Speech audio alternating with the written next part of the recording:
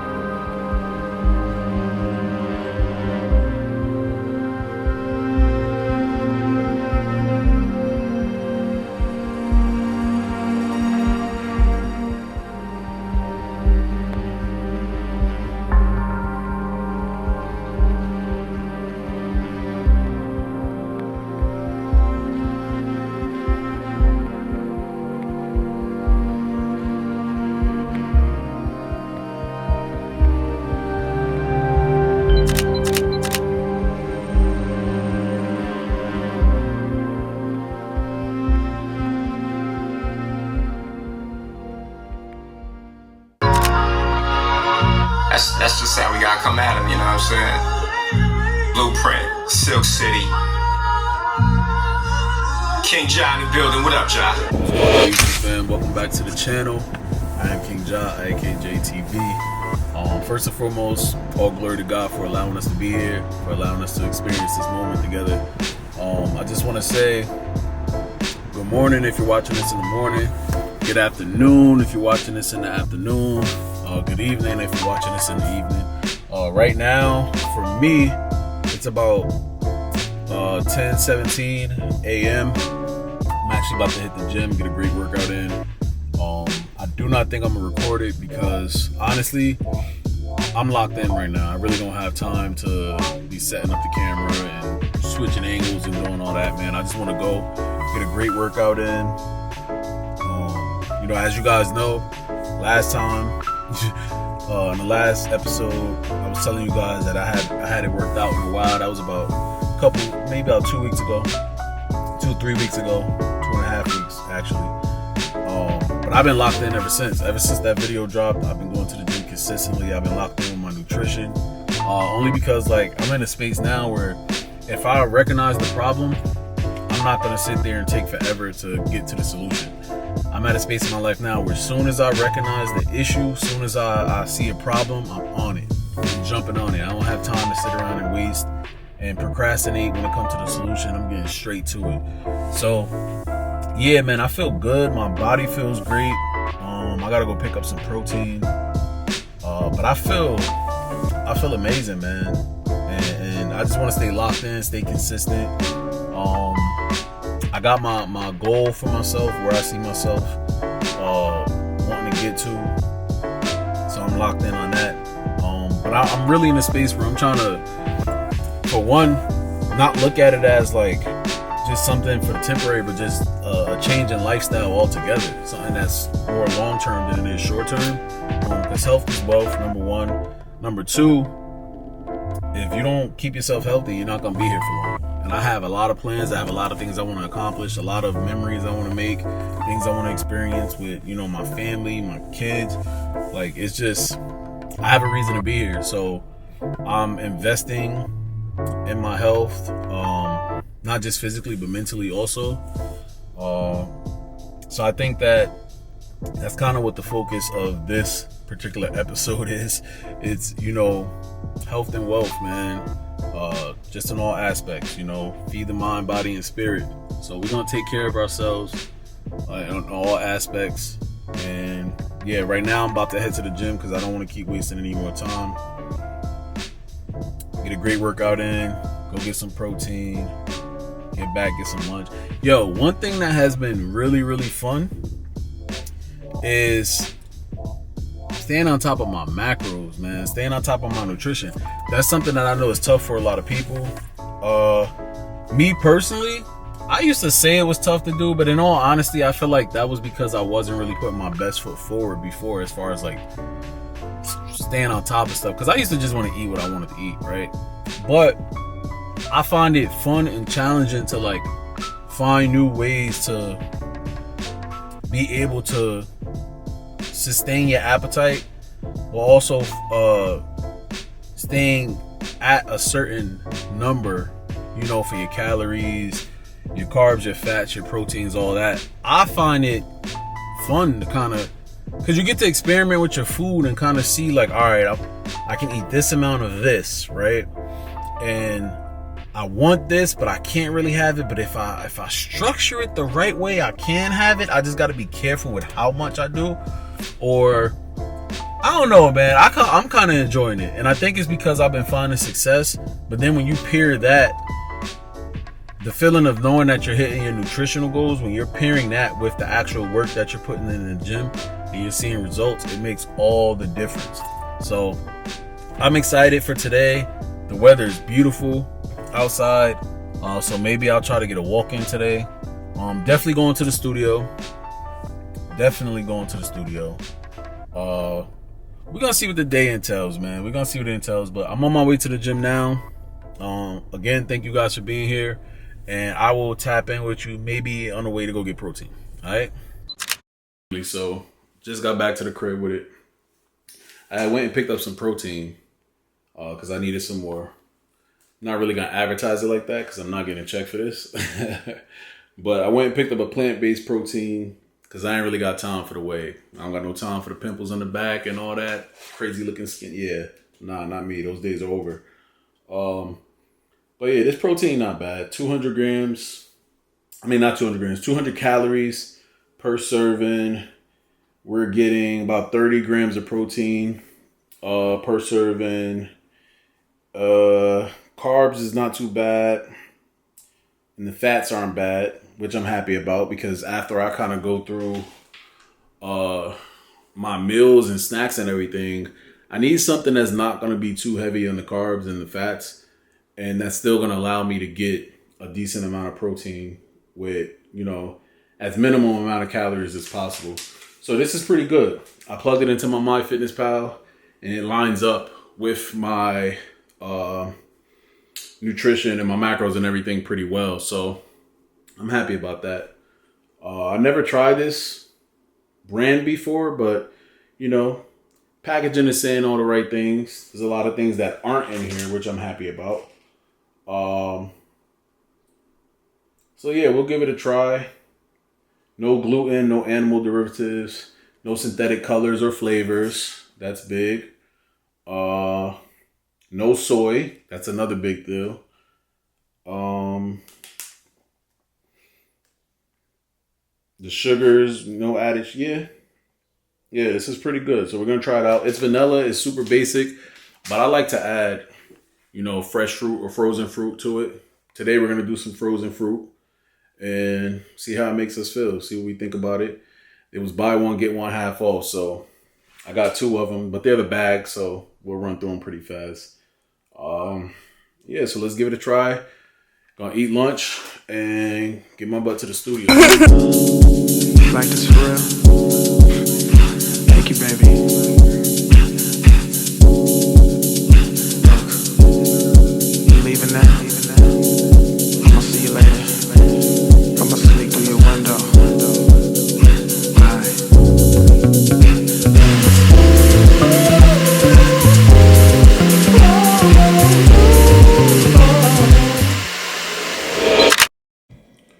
Alright, y'all. Don't mind the microphone, but the shake is done. We're about to give it a try and see what it's hitting for.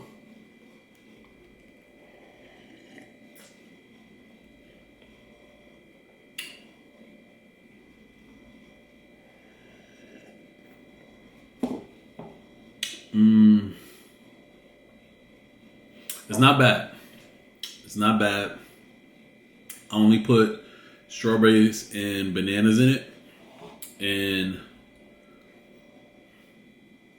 on a scale of 1 to 10, I'd say it's about a 7. Could be better, but it'll get the job done for now. I do, and 2 of them are mine, right? So 1 is the Jaguars. I believe the Jags, we get Ashton Genty, and you keep...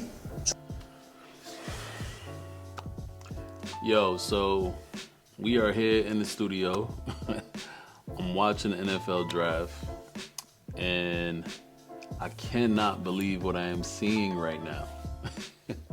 I think it's crazy that, Shedeur Sanders slid the way he did, man. It's, oh my gosh. But to be honest, I can't say that I'm surprised, because I do understand why it happened.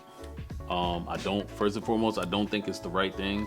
I don't think that it's an accurate depiction of his talent or in his abilities. And I think it's unfortunate, man, because I do think Shedeur is super, super talented. But sheesh, it's a crazy slide, especially for him to be projected as like a top 5 pick at one point, and for him to be considered a top 2 quarterback in the draft. Like, if we're being honest, it's really only him and Cam that was like those guys up there. People talk about Jackson Dart. I think that's his name, Jackson Dart. People talk about, that was it, really. This wasn't a quarterback-heavy draft. So to see him slide the way he did is insane, bro. Like, it's crazy. But I think that, the NFL was definitely, sending a message, not only to Shedeur, but to his pops and to all the upcoming talent for the future, bro. I think the NFL is trying to, like, say, we are who we are, right? And funny thing, I think that this is an exact example of Law 1 in 48 Laws of Power, right? If you're a business mind, if you're an entrepreneur, if you're someone who deals with sales, negotiations, things like that, if you're just a reader, maybe you've come across this book, 48 Laws of Power, one of the greatest books, in my opinion, if you are one of those people. But I think everybody should read it, though, because I think it does give a great kind of depiction of just how to understand, like, situations. It's big for situational awareness. I'll put it that way. It's a great book. Check it out when you get a chance. If you haven't read it, check it out. If you have read it, read it again. It's a book that I read 3 times. And I think it's one of those books that I'll continue to read. But long story short, I think that the Shedeur draft situation is an example of Law 1, which is never outshine the master, right? And I'm not saying the NFL is the master, but in this example, they would be considered the master, right? And basically, what that law means is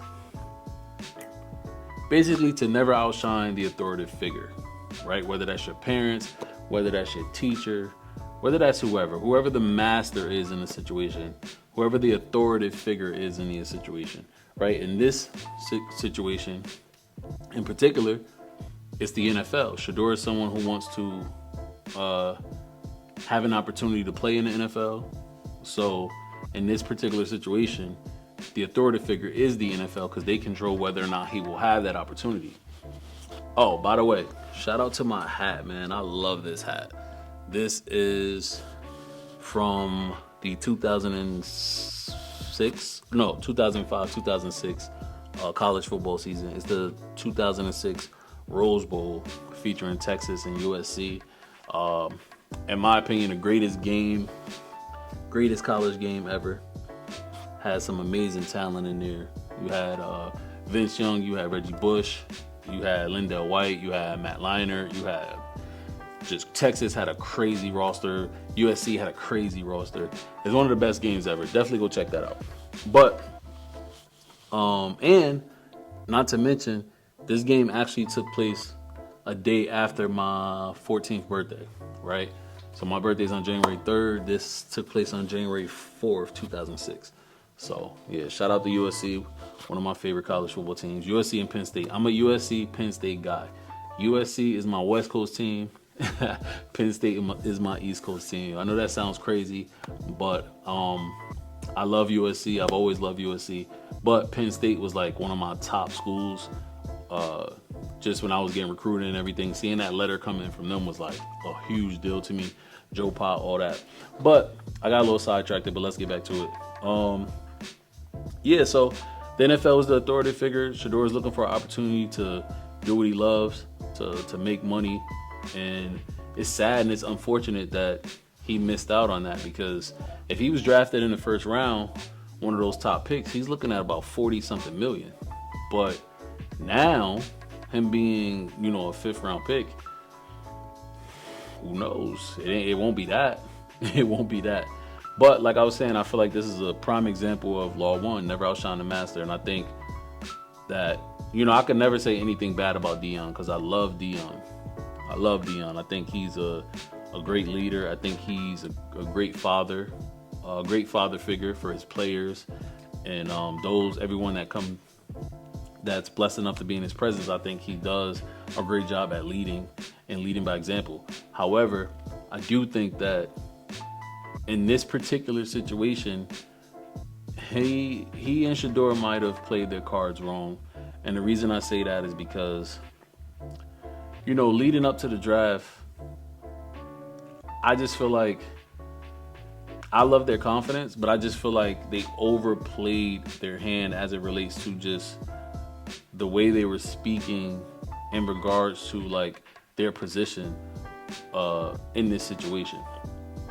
Saying things like, Deion was on record saying things like, if we don't like where he's gonna go, he won't be going there. And it just came off as if he had the ultimate power in the situation to control the opportunity that Shedeur was being blessed with, right? Granted, as a father, yeah, I'm not trying to, come down on that part of it, because I understand you want to protect your son. We've all seen plenty of quarterbacks go top 1, 2, 3, top 10 picks, and they go to these horrible situations and their careers are done in a matter of a year or two, right? Because these players go to these different situations and they're not being developed. There is no patience. You got GMs and coaches who are on the verge of being fired, so they're just throwing these guys in there. And at the end of the day, it's unfortunate, but I do think that they play their cards a little wrong, man. Just the way Deion was talking, I think the way Shedeur handled, and I hate that I'm even saying this, because I love the confidence. I'm big on confidence. Confidence is one of those things that I live by. But I think you have to be smart when it comes to when you're displaying your confidence, and when you got to play the card of just, I'm happy to be here. You know what I mean? I think there's a time for both.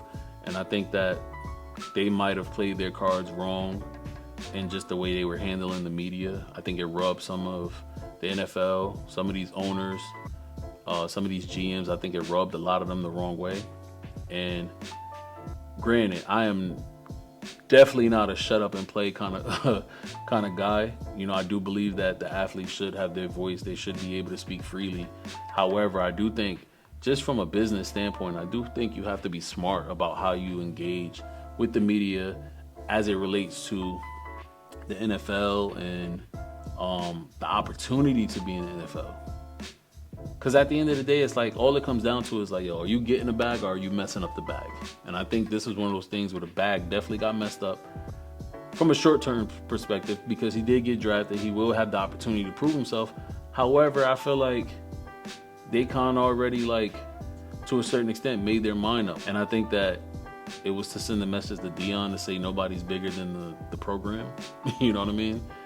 And it's unfortunate, man, because I do think Shedeur is very talented. I do think he has what it takes to be successful in the league, but I know that he has a huge target on his back now, as it relates to just the owners and the GMs and So he really has to take this opportunity and go out there and prove himself. And if I'm him, I take it personal. But from a certain perspective, right? I'm not saying take it personal and hold a grudge towards everybody or anything like that. I'm saying take it personal and go out there and prove yourself with your play. Because if you can go out there and prove yourself with your play and set yourself apart, then you'll have the opportunity to make a boatload more money, but also just the opportunity to further your legacy, right? He's someone who's big on legacy.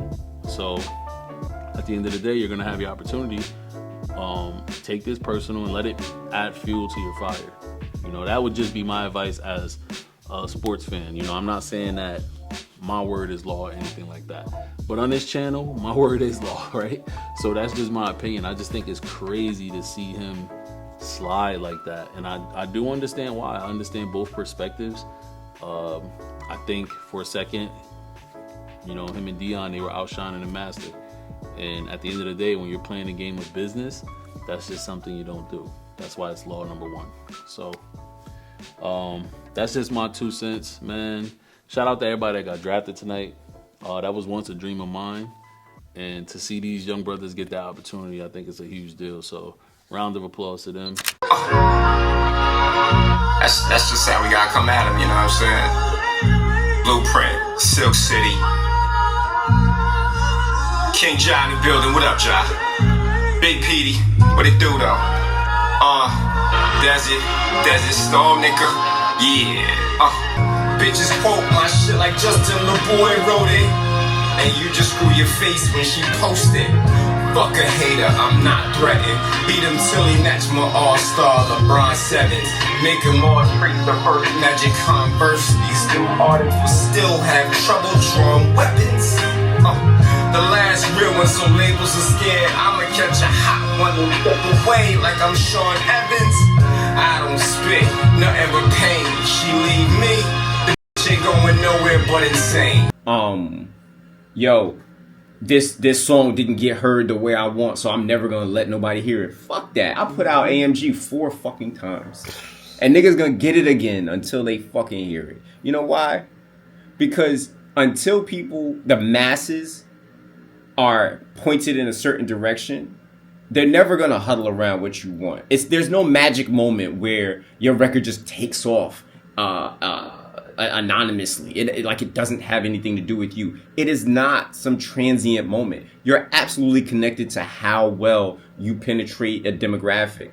If you actually apply not just the music side, but the business side. You gotta have the marketing behind it, the look, the vibe, everything has to match. And then when those things align and coalesce, that's when your music takes that second step.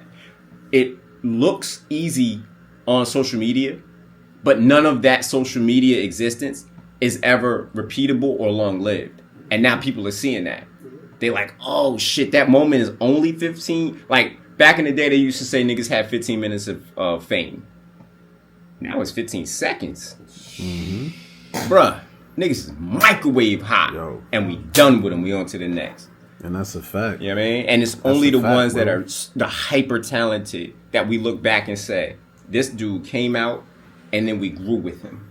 And here's the one thing about being an artist and having a vision. You're wrong about everything until you're right about one thing. And then you're right about everything. That's the problem. That's a fact. That is the illest fucking issue. Because the minute that you're right, everything niggas said is total bullshit. You the boss. You're right. Because you said it before and you got it right, which means you clearly know something nobody else knows. Oh my God, John Lowe.